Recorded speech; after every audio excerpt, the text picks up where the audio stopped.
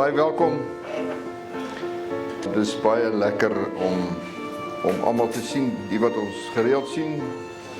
Een of twee ouens wat die eerste keer hier is, baie welkom. Dit is 'n groot voorreg om te kan leef. En om hierdie te hê, is baie spesiaal. Die konteks van hierdie gesprekke is in 'n tyd soos die. Ons leef in 'n plek met sy uitdagings en nie dat daar plekke is wat nie uitdagings is nie, maar hierdie het ons het unieke uitdagings en soms kan dit ons vir 'n oomblik oorweldig. Vanmôre se gesprek is die vraag, hoe bly ons relevant? En as ek in hierdie gesprek dalk iewers herhaal wat ek al iewers gesê het, ek verbeel my ek het al die naam van Caleb genoem iewers, dan moet julle maar verskoon. Die gesprek gaan oor waar Moses vir die ouens sê, die Here sê, hulle moet nou Kanaan ingaan, en dis interessant, die Here gee vir hulle, sê, ek vat jou Kanaan toe, maar toe hulle by Kanaan kom, toe is dit nie net van instap nie. En Moses stel 12 manne aan, wat uit die 12 stamme gekies word, deur die stam word, elke stam wys 'n man aan, en hy sê vir hulle moet die land gaan bespied. Dit is interessant, want die Here dan gegee, loop net in. Nee, die Here gee vir jou plek, maar dit is nie net van inloop nie. Hy sê vir hulle, gaan bekyk die land, en kyk na die volk wat daarin woon, of dit sterk of swak is, en of dit min of baie is die stede en vestings versterk, is die land goed of sleg, vet of skraal. Dis die land. En terwyl ons hieroor praat, dink maar in ons situasie waar ons is, en die land waarin ons leef, wat ook 'n land is van melk en honing, hierdie is 'n amazing plek. Maar hy is ook reuse in hierdie land. Soos wat ek hieroor praat, dink maar aan ons situasie. Hy sê vir hulle, gaan kyk, en wees dapper en bring vir ons van die vrugte van die land saam, en hulle is toe daar weg. Op een plek het hulle 'n tros druiwe afgesny, wat twee ouens moes dra. Julle het prentjies gesien in die kinderbybel. Tros druiwe wat in 'n stok hang, enorm.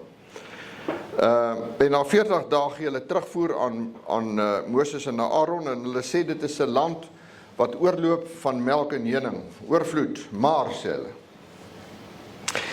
Maar die volk wat in die land woon is sterk. En die stede is versterk. Nou ons kan sê, nee, by ons is nie sterk nie, dit is net baie. En die stede is verwaarloos, die goed gaan ten gronde.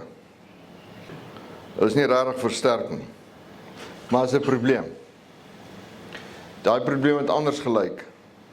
En dan sê hulle vir Moses, die land is word bewoon. Daar's nie vakante area nie, daar's nie grond wat jy kan net vat nie. Die Amalekiete woon in die Suidland, en die Hittite en die Jebusiete en die Amorite woon in die gebergte, en die Kanaaniete naby die see, by die begin van die Jordaan, by die kant van die Jordaan.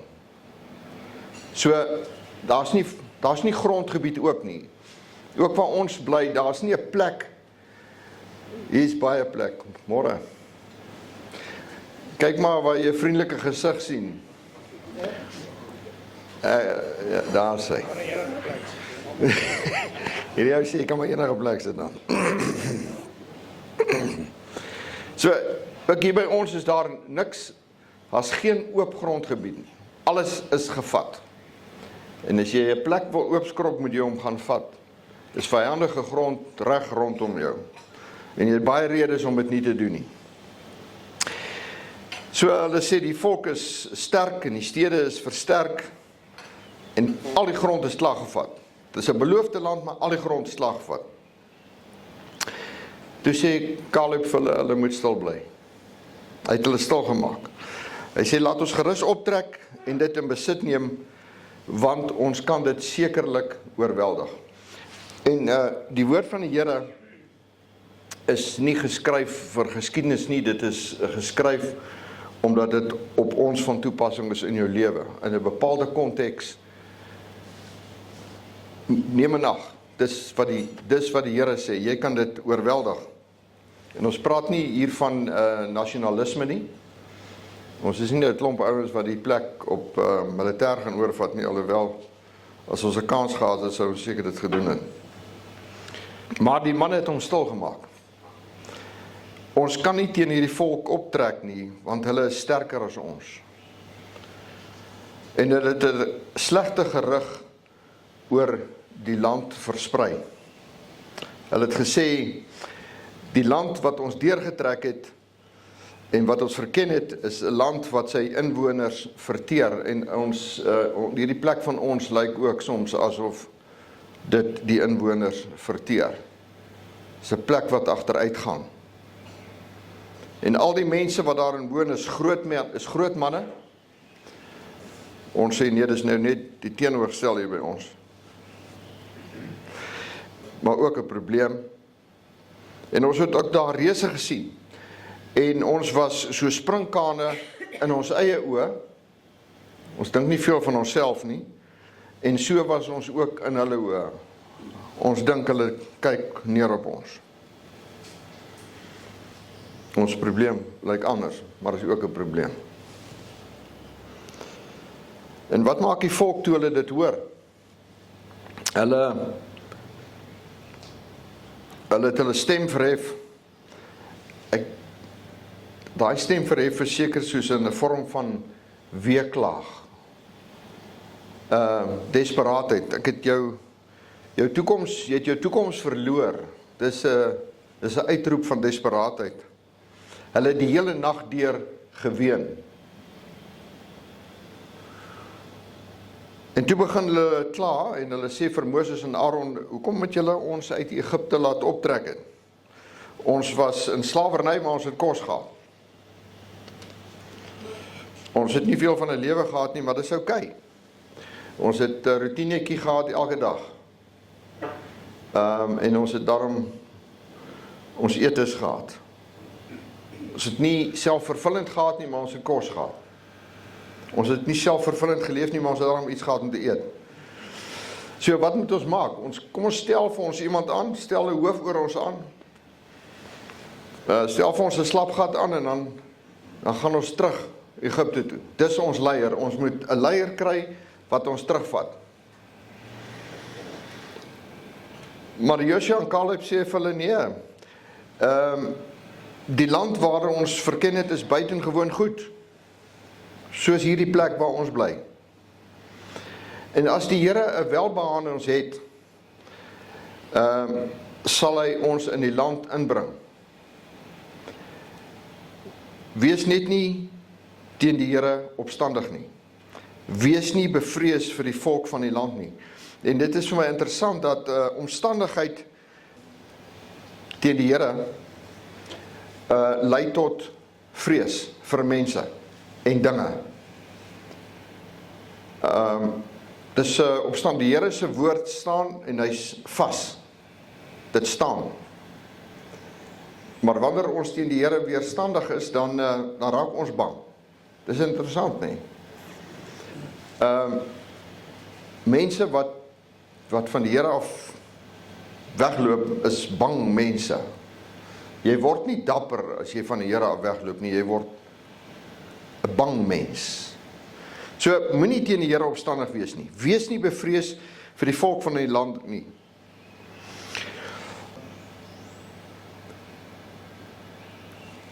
As hy sê, as die Here wel by ons in ons het, sal ons hierdie land in besit neem. Die Here is met julle, as julle met hom is. En as julle hom soek, sal hy hom deur julle laat vind. As julle hom nie soek nie. As julle hom verlaat, dan sal hy julle ook verlaat. Nou, ek Daar's baie teologie daarin. Ons los dit net vir 'n oomblik daar.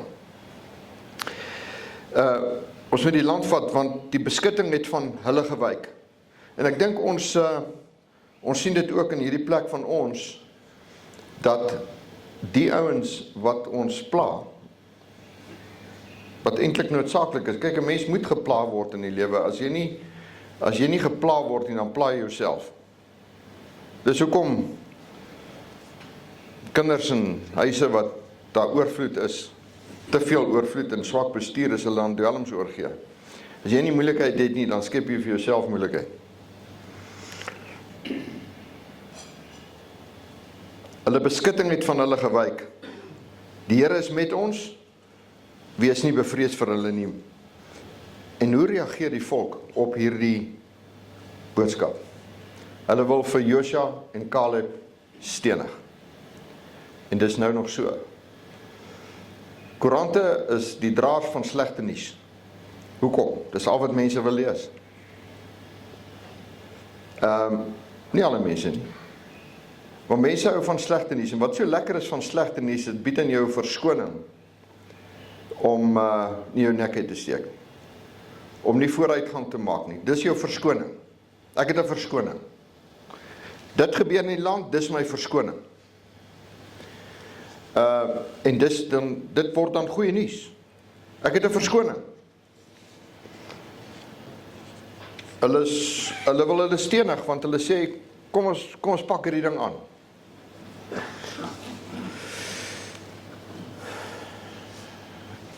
Ons struikel soms, nie omdat daar nie geleenthede is nie, maar ons het nie genoeg energie nie.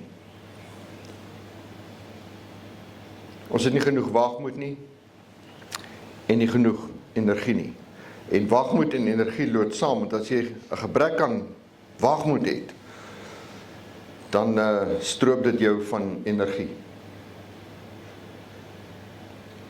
As jy bang is, dan word jou arms en jou bene lam.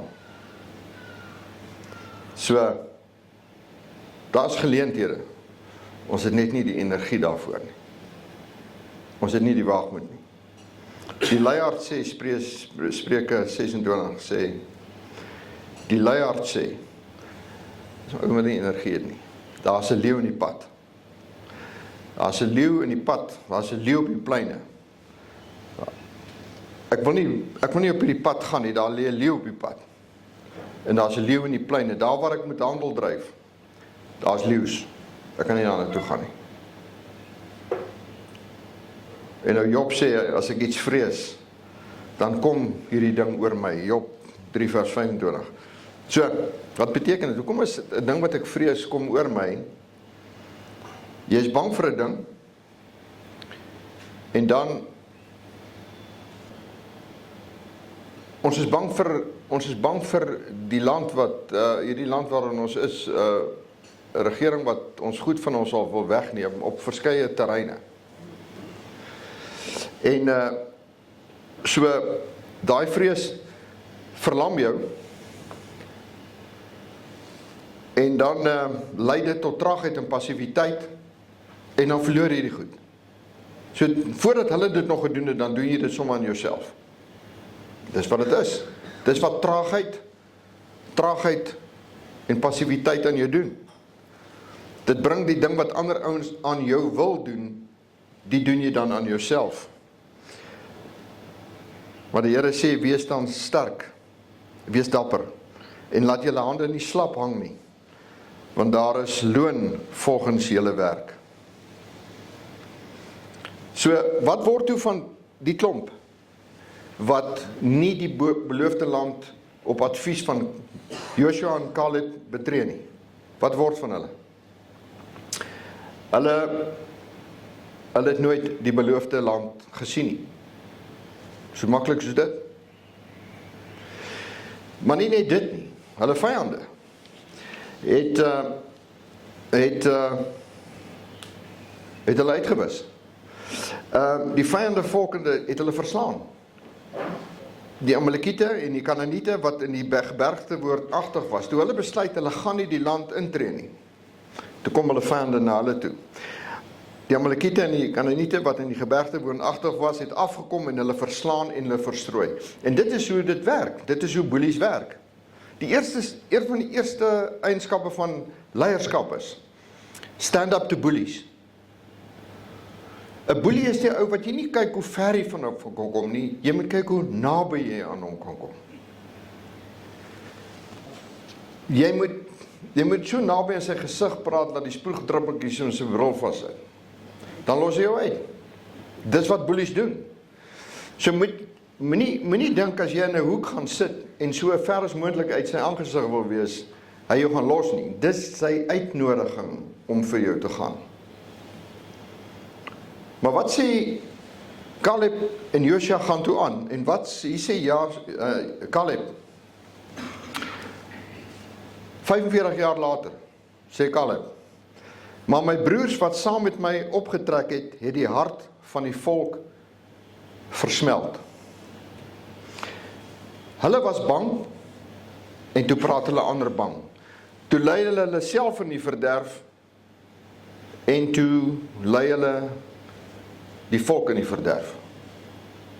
Ons praat oor, hoe bly ek relevant? Hy sê, maar ek het volgehou om die Here my God te volg.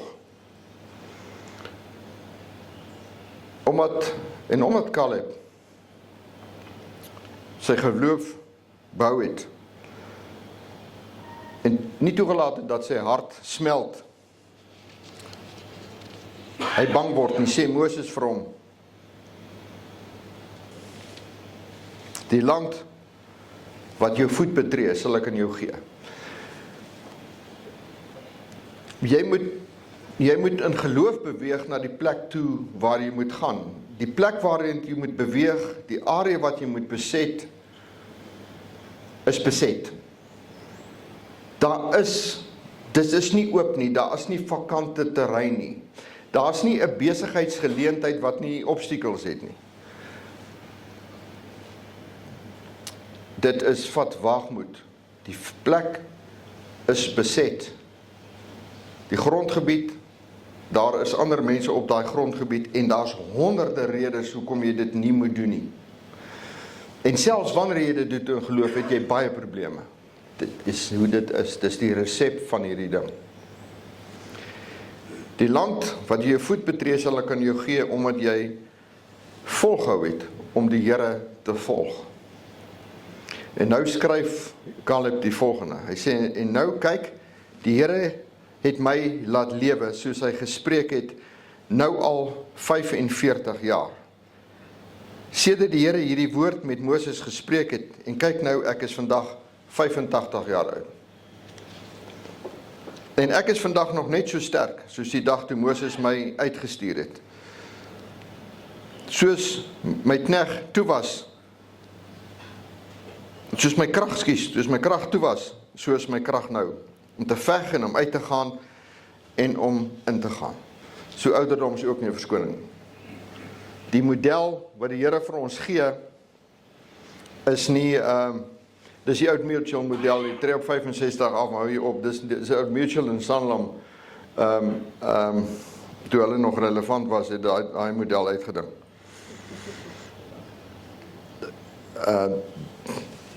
Daar's geen rede om op te hou leef nie. Inteendeel, jy mag nie. Jy mag nie. En jou vrou bid tog dat jy dit asseblief nie doen nie. Behalwe as hy 'n lang trip vat daar na die Kalahari toe, dis goed. Jy mag dit doen. So hoe bly ons so relevant? In die konteks van wat ons vanmôre lees, twee goed. Leef vreesloos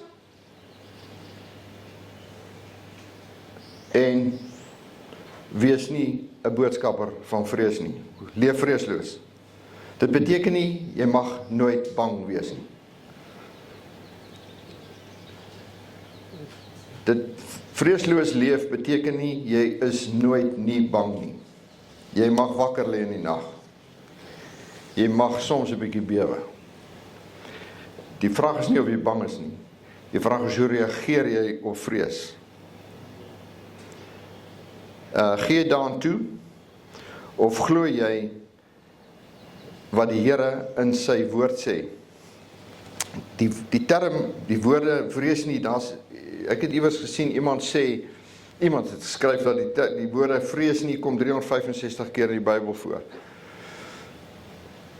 Dis blykbaar nie waar nie. Maar die betekenis vrees nie, moenie bang wees nie, wees volmoed, moet jou nie bekommer nie, kom baie meer as 365 keer in die Bybel voor. Dis die Here se opdrag.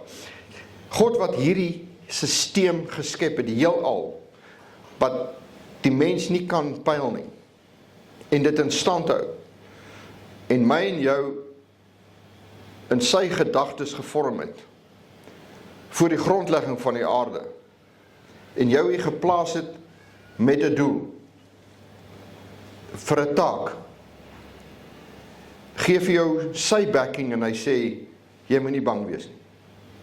Gaan waag daai ding, gaan doen dit. Leef vreesloos. Sê hy vir jou, jy gaan nie swaar kry nie? Nee, dis nie wat hy sê nie. Dis eintlik, as jy nie swaar kry nie, word jy arrogant, en dis 'n baie groter gevaar as swaar kry. Hy bewaar jou teen jouself deur vir jou te laat swaar kry. So hy sê, vrees nie, leef vreesloos. Nie omdat jy nie vrees nie, maar omdat jy nie daaraan mag toegee nie. Dawid sê, die dag as ek vrees, sal ek op U vertrou. Ek vertrou God, ek vrees nie, wat kan 'n mens aan my doen?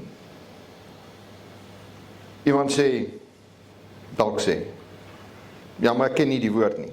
Die antwoord is, leer dit ken. Leer dit ken. As jy kan nie daar sonder leef nie. U woord is 'n lamp vir my voete en 'n lig vir my pad. Maar ek lees dit nie. Well, bad luck. That's a bad choice. It's a bad choice. Leer dit ken. Dit is die ding wat my pad op lig gee. En tweedens, wees nie 'n boodskapper van vrees nie. As jy vreesbevange is, en daaraan toegaan, dan word jy 'n boodskapper van vrees, en dan word jy irrelevant. Dan lei jy mense, dan lei jy jouself in die woestyn in, en jy lei ander saam met jou in die woestyn in. En dit is wat dit is. Dit is die keuse tussen relevantie en nie relevantie. Gaan ek hier aan toegee, of gaan ek nie aan hier toegee nie, en hoe gaan ek nie hier aan toegee nie? Wat is die basis van hierdie inherente vreesloosheid? Is Jesus Christus. Dis hy wat in my leef, dit is die beginsel en die basis van vreesloosheid. Dankie vriende, dankie Callie, is jou beurt. Goeiemôre, is goed om julle weer te sien, en bekendes, ou bekendes, en dan is daar een of twee wat ek lank nie gesien het nie, en het is ook lekker om julle weer te sien, so dit maak het baie besonder. Toe ons die thema kies, soos altyd, dan sou nou baie braaf, jy kies hierdie thema hier in die lig, en dan moet jy nou vleis aan dit sit, en op daai stadium het ek gedink, wel, dit is eintlik baie maklik. Relevantie, ek bedoel, word net 'n lerende organisasie, of word net 'n span wat aanhou leer en net nooit ophou leer nie. Of word net 'n lerende individu. Dis tog die kuns van die lewensreis, is om net nooit op te hou, inset vat en te groei en te leer. Dis so maklik, dis so eenvoudig dit is dit nie? Maar soos die datum nader kom van praat, veral hierdie week, het ek besef, maar ek kan nie net dit sê nie, want dan moet ek nou gaan sit, en dan moet bietjie iets bykom. Ek meen, dit is so obvious, is dit nie? Bly net by, vat net inset, doen 'n bietjie navorsing. Gaan studeer nog 'n graad. En toe besef ek dat in al my lewenservaring, op plekke waar hulle was, soos julle miskien, waar almal matriek het, of almal het 'n graad, of almal het MBA's, is daar nog steeds 'n gebrek aan relevantie. Die vermoë om dit te laat werk, en dat dit sinvol is nog steeds 'n gaping. En mettertyd in die week, soos ek nou aangestap het ek al hoe meer vir myself gesê, maar net kennis, of miskien 'n vaardigheid, of miskien 'n goeie stelsel, gee nie noodwendig vir ons die diepere insig, en die diepere verstaan, en die diepere wysheid, wat nodig is om relevant te wees, en sinvol met hierdie wêreld om te gaan nie. Dis asof daar net iets kort. En in my eie lewe het ek toe besef, maar dat daardie punt van diepere insig of wysheid of kritiese denke as jy wil, die wysheid wat nodig is die sleutel. Ons moet strewe na wysheid. En toe kom die groot vraag in my gemoed 2 dae terug. Wat is dit wat vir my wysheid gee? Of wat is dit wat vir my wysheid gegee het? Want dit is nie nog 'n graad nie. Dis iets anders. En daardie iets anders is die ervaring van lewe. Dis die ervaring van doen. Elke ervaring wat ek skep of geskep het, elke geleentheid wat ek het om iets te gaan ervaar, iets te gaan doen, iets aan te vang wat nog nie gedoen is, iets nuuts, iets vars. Dis vanuit die ervaring wat kom die wysheid. En vanuit die wysheid kom die relevantie, as dit sin maak. Ek dink terug aan my baie eenvoudige inleiding, dankie. Kom gesê, dis 'n bloody goeie inleiding daar. Maar in my soeke, dink ek terug aan my eie lewe. Ja, ek was 'n student op skool, maar dit is die ervarings van wat gebeur het terwyl ek in die klas gesit het, wat ek eintlik geleer het en wat ek onthou, dit wat sin maak in my lewe, dit wat vir my lewe gee. Ek dink aan my 7 jaar op universiteit voltyds en 'n paar jaar in 'n deeltydse hoedanigheid, en ek besef dat dit was nie die klaskamer ervarings, inteendeel ek het bitter min van dit oor in my lewe. Maar dis wat ek tussenin gedoen het. Jy weet, as ek intervasie reël tussen tikkies en maties, of iets tussen koffsies en tikkies, en studente gooi mekaar met narkies en borrels, en ek stap op daai beloftes voor al hierdie duisende studente in, en ek probeer orde skep. Dis die goed wat ek onthou. Met ander woorde, dis vanuit die ervaring wat gebeur, wat jy baie keer meer leer as enigiets anders. Ek onthou my tyd in die spesiale magte, en die wonder van om die fynere kuns van oorlogvoering te bemeester rondom Boskuns, oorlewing, spoorsny. En dan, wanneer jy daai mees belangrikste intelligensie, die van intuïtiewe intelligensie, moet toepas in die konteks, agter vyandige linies van hier's 'n potensiële vyand, en al wat jy hier in die lewe gaan hou, is jou vermoë om in die oomblik te wees, is die vermoë om al jou sintuie te gebruik, die vermoë om al die sintuie wat jy elke dag het om te gebruik, om dit tot die volheid te gaan gebruik, en dan leer jy vir die eerste keer wat dit beteken om in die oomblik te wees. Dis daai momente, en dis daardie insig wat ek nodig gehad het om relevant te word vir hierdie lewe. Ek onthou my tyd by die Leer College, waar ek baie blootgestel was in die operasionele beplanningsproses. Een van die beste beplanningsprosesse wat daar is, en ek onthou in fasilitering van besighede, hoe dat al daai ervarings my verryk het, en met 'n stuk aanvoeling, te kan agterkom dat in hierdie besigheid is daar 'n totale gebrek aan integrasie, of holisme, of deelname, of gesamentlikheid. Dis wysheid. En dis daardie wysheid wat my relevant gemaak het, in my werk, in my doen, in my late. Ek onthou die tyd wat ek, wat was ek, 'n student was, kom ons noem dit nasionale strategie, en ek het die voorreg gehad om in die weermag by die gesamentlike stafkursus met ander staatsdepartemente te kan groei en leer. Maar toe was daar 'n paar ruk lank 'n geleentheid, 'n kursus nasionale strategie, RAI. En dit was nie die klaskamer, dit was nie Kali die student in die klaskamer nie, dit was nie dit nie. Maar wat dit was, is wanneer generaal Hein de Tooy, een van die beste akademici in hierdie land, een van die beste generaals wat ons ooit gehad het akademies, wanneer hy ons nooi om Saterdagoggend as studente by sy huis te kom sit hier ergens in Pretoria, en daar's 'n kaggelvuur wat brand in die winter, en dan begin ons filosofeer oor die toekoms, oor die land, oor strategie, oor nasionale strategie, oor veiligheid, intelligensie,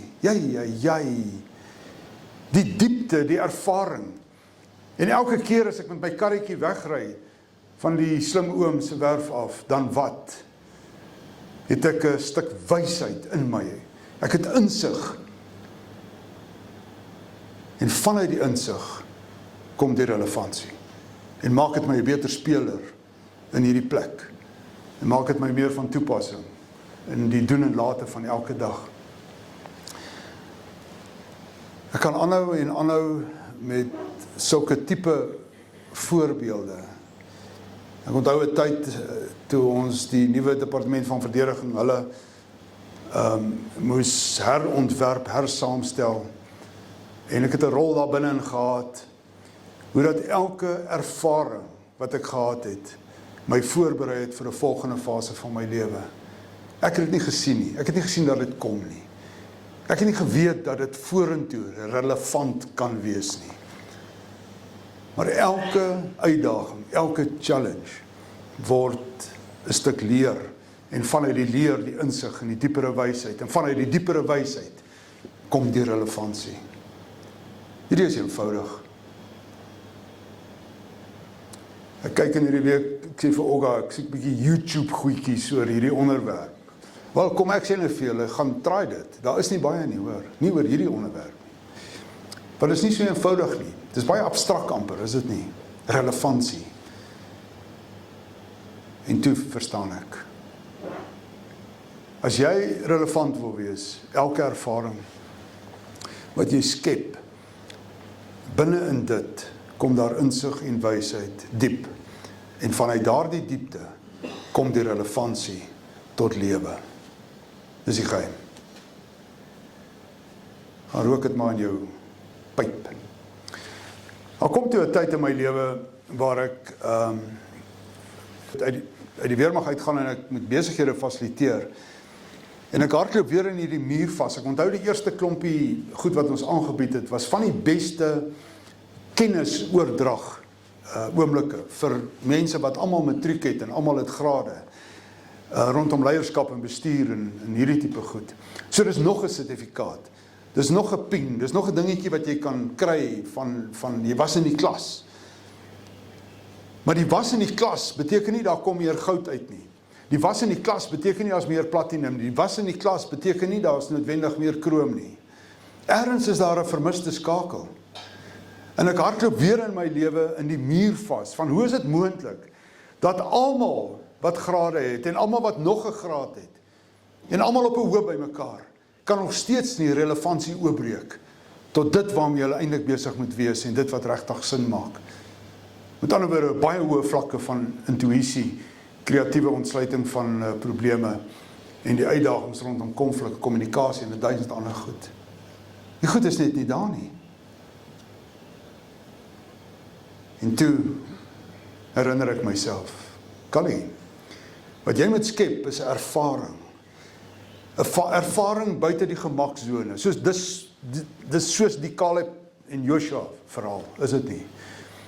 Maar 'n ervaring buite jou gemaksone, en vanuit dit kom daar die nuwe insig en die nuwe verstaan. En ek onthou ek het daai tyd by 'n ervaring van die Afrika Wildernis gevat en letterlik intervensies begin fasiliteer in privaat natuurreservate, Timbawati, Sawisand en daai plekke, en bestuurspanne gevat, senior bestuur van almal met grade en MBA's, en hulle letterlik gejaag deur 'n 4-dag, 3-nag ervaring. En elke ervaring het geword 'n oomblik van refleksie, en vanuit die refleksie en die rivierbedding het gekom nuwe insig, 'n nuwe verstaan, nuwe wysheid.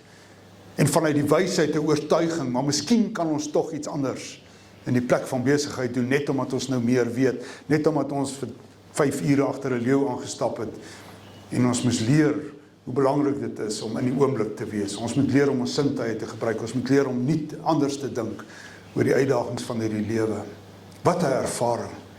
En elke ervaring word 'n punt van leer, en elke punt van leer word 'n nuwe geleentheid tot relevantie. Wat was afwesig in die besigheid? Die belangrikheid van interafhanklikhede, of die onvermoë om proaktief met hierdie wêreld om te gaan. Om te antisipeer wat is nog op pad, om te weet wat kom. Die kuns tot. Wat was al besig? Vreemde kompetisie teen mekaar, onder mekaar. Vyand nie buite nie, vyand binne. Daai 12 verspieders, die vyand nie buite nie, die vyand was binne, 10 van hulle. Op die einde gesê, nee. En toe draai dit. En die ervaring word die punt van wysheid word die relevantie. En toe kom die goud. En toe kom die platinum.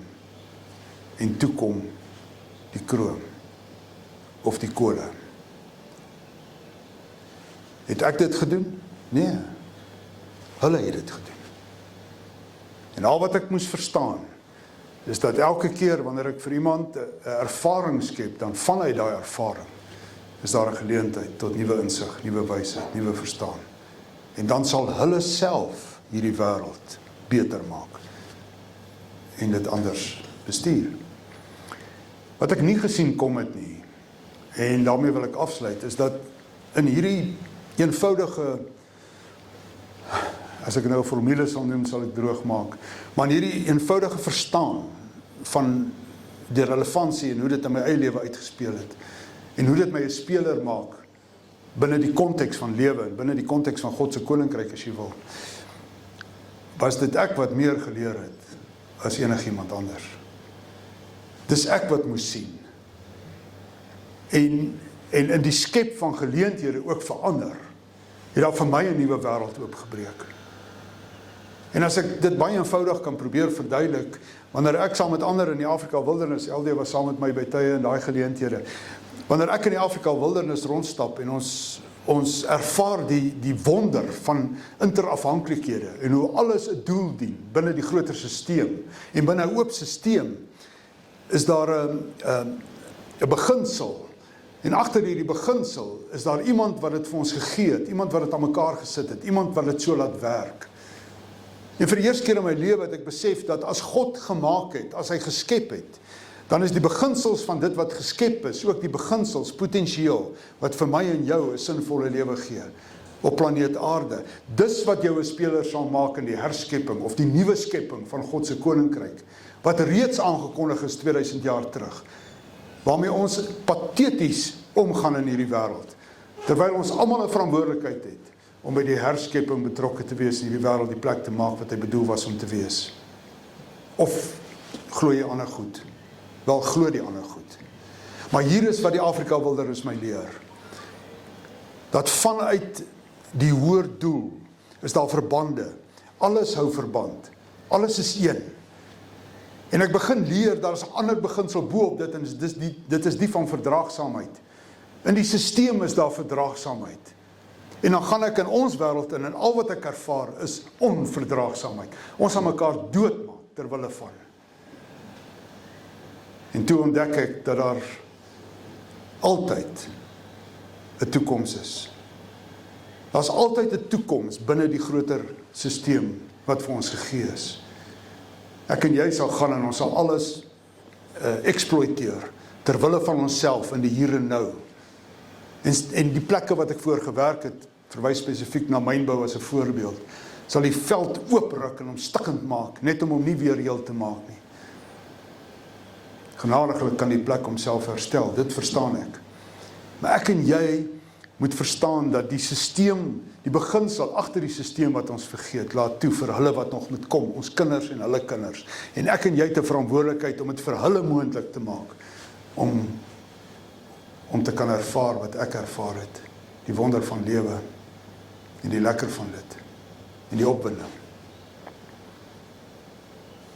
Ek leer in die beginsel van die oop stelsel dat daar 'n ongelooflike kreatiewe spasie is. Maar ek besef dat die kreatiwiteit lê tussen entiteite en nie in 'n spesifieke entiteit nie. Dit is nie net jy nie. Nie in jou huis nie, nie in jou werk nie, nie in jou besigheid nie, nie in jou samelewingsstrukture nie, nie in die kerk nie, nêrens nie. Dat die kreatiewe spasie lê tussen entiteite. Dis tussen my en jou waar kreatiwiteit tot sy reg kom. En so ook uiteindelik innovasie. En die goed wat nodig is om hierdie wêreld 'n beter plek te maak. En dan gaan ons skep hierdie fragmentasie. Ons het 'n gefragmenteerde wêreld geskep. En dit is amper onmoontlik om dit sinvol te bestuur, is dit nie? Ek leer in hierdie tyd dat daar is 'n element van swaar kry, beginsel. Daar's 'n robuustheid in die stelsel. Daar's effens 'n hardheid. Maar binne in dit kom die groei. En ek en jy het nodig om baie keer swaar te trek. Ons het nodig om baie keer teëspoed te ervaar. Ons het baie keer nodig om deur diep waters te gaan. Maar ons het ook dit nodig sodat ons kan groei, sodat ons kan stil raak, sodat ons kan nederig bly. En elke keer wanneer ek swaar trek, kom ek sterker aan die ander kant uit. Is dit nie hoe dit is nie? Ek leer in hierdie tyd dat die gesonde funksionering van die geheel kry voorkeur. En nie net jy nie. Dit gaan nie net oor jou nie. Daar is 'n groter geheel wat prioriteit is. Ek leer in hierdie tyd dat die stelsel is aanpasbaar. Op 'n baie vreemde, subtiele manier kan hy homself weer herstel. En kan hy in aanpassing weer nuwe moontlikhede oopbreek. En ek en jy is aan die bopunt van hierdie ketting, vir wie hierdie goed ook beskore is. Daar is ander punte ook. Ek gaan stop. Ek dink dis genoeg gesê. Wat ek mee afsluit is dat toe ek meer leer as hulle vir wie ek iets probeer gee het ek myself ook weer herontdek. Het ek die uniekheid van my eie storie en my eie reis voor respek gekry. En het ek verstaan dat daar net een geleentheid vir my is om mens te wees op hierdie planeet totdat hy weer kom, sinvol. En ek kan dit nie mors nie. Ek het verstaan dat ek soos Caleb nie die streep kan trek op 45 nie. Dis nie game over nie. Maar op 85 is daar weer 'n geleentheid. Caleb sê vir Joshua, gee my daai stuk grond. Gee my 'n geleentheid. Ek gaan hom vat. Op 85 sê Caleb, ek is lus vir 'n fight. Gee vir my die fight. Is toevallig dalk nie dat Koos vanoggend hier is, Koos Moorcroft. Ek en Koos nou net weer 'n toer aan mekaar gesit volgende jaar Angola toe, 3 weke. Dis lekker adventurous. Ons kruis die grens van 2-3 lande om in Angola rond te karm vir 3 weke. Koos ry voor met sy lorry. Ek ry agter met my lorry. My lorry is meer betroubaar. Wie ook al saam gaan, ry in die middel. Koos vat leiding. Koos praat voor. Koos navigeer. Koos soos Caleb. Word jy 85 of is jy 85? 84. Koos soos Caleb is presies dieselfde. Dis wie ons is. Dis die hart van die mens. En as die Vader vir jou gee gesondheid, lewenskrag, insig en die vermoë om nog te kan dink, te kan filosofeer, krities oor met hierdie wêreld om te gaan, word 'n student van ervaring. Skep ervarings. Ek moet dit nie sê nie, maar jy het nie nog 'n graad nodig nie. Ek het al baie daaroor gefilosofeer of ek nie tog maar nog ietsie moet aftrek nie. Jy het probeer. Jy het na alle waarskynlikheid nie nodig nie, maar wat jy nodig het, is ervarings van goed wat werk, goed wat lekker is, goed wat saak maak. En elke keer sal jy verrykend terugkom en jy sal 'n beter speler wees. Of jy nou 'n dokter is of jy 'n predikant is, dis hoe dit werk. Sommige net 'n klein interessante storieetjie. Een van hierdie senodes sê ek met hulle predikante daar in die Wildtuin Entertain vir 'n week lesings daar in die kerk op Skukuza. En ek vra my, is die hele week lesings in die kerkgebou, jy weet, liewe hemel. En ek dog, hoe gaan ek 'n ervaring skep met hierdie klomp broers? En ek reël met Robbie Bryden, hy's die veldwagter daar by Nwanetsi. En hy's nommer 1 as dit kom by renoster, jy weet, teenstropery as jy wil. En hy's uitstekend. Inteendeel, hy werk nou in Zambië. Hy's die beste wat ek ken. Hy's absoluut briljant, as 'n natuurgids en 'n kenner van veld en al hierdie goed. En ek bel vir Robbie en ek sê, kan jy my help? Hy sê, klim in julle lorries, 70 mense, ry daar na Voliters, whatever toe, en dan gaan jy by daai bordjie verby wat sê geen toegang. En dan ry julle so in die veld in tot by daai dammetjie. Hy gee vir my 'n dammetjie. Ek kry julle daar. En ek jaag uit om predikante in die karretjies by die geen toegang bordjie verby en ons gaan sit op ons agterrente langs 'n dammetjie in die wildtuin. En Robbie op sy baie natuurlike spontane manier van praat breek vir hulle oop die onderliggende beginsels van hierdie stelsel en die stories oor die park en 1000 ander goed. Ek sê nou vir julle kategories, Robbie het meer reg gekry in die ervaring van kom ons ry en gaan sit op ons agterrente en luister na stories as wat ek reg gekry het in die res van die week. Kan jy in jou kop nog hierdie subtiele onderskeid maak?